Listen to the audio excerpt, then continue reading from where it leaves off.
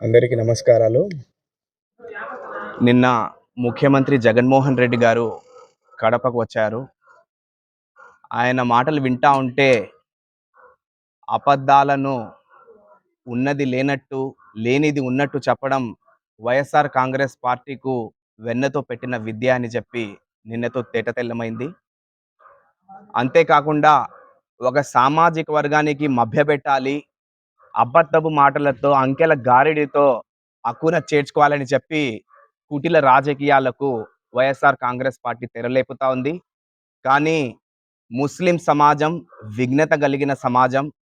మీరు చెప్పే అబద్ధపు మాటలను నమ్మే పరిస్థితులు ఎవరు లేరు అని చెప్పి ఈ సందర్భంగా తెలియపరుస్తున్నాను.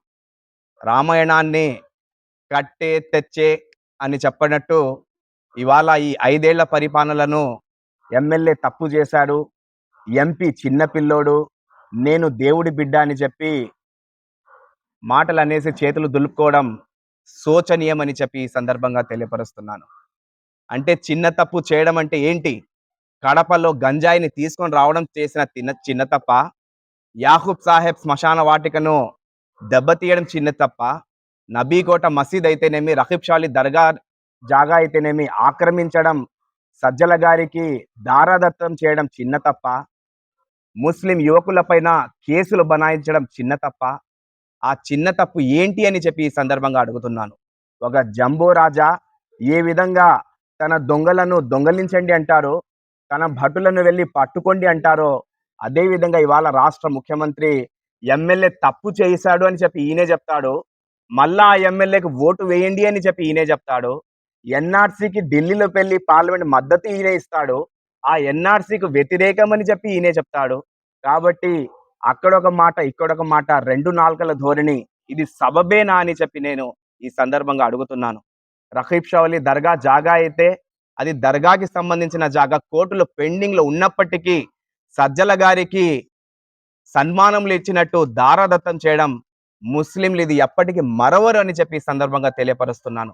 యాహూబ్ సాహెబ్ జాగాలో 7 కోట్ల రూపాయలు వక్ఫ్ బోర్డు ఖాతాలో జమ చేయించి బుల్డోజర్లు వచ్చినాక యువకులు వెళ్ళి ప్రశ్నిస్తే వాళ్ళను బెదిరించి వాళ్ళ మీద కేసులు కట్టి ఆ గోడను కూల్చేదాకా వదిలిపెట్టకుండా చివరికి ప్రజలలో చైతన్యం వచ్చి ముస్లింలందరూ కూడా ఏకతాటి పైన వచ్చి వ్యతిరేకిస్తే అప్పుడు పెండింగ్ లో పెట్టడం జరుగుతూ ఉంది. కాబట్టి ఒక ముస్లిం అయి ఉండి కూడా మీరు ముస్లిం సమాజానికి ఏమి చెయ్యలేదని చెప్పి ఈ సందర్భంగా తెలియపరుస్తున్నాను.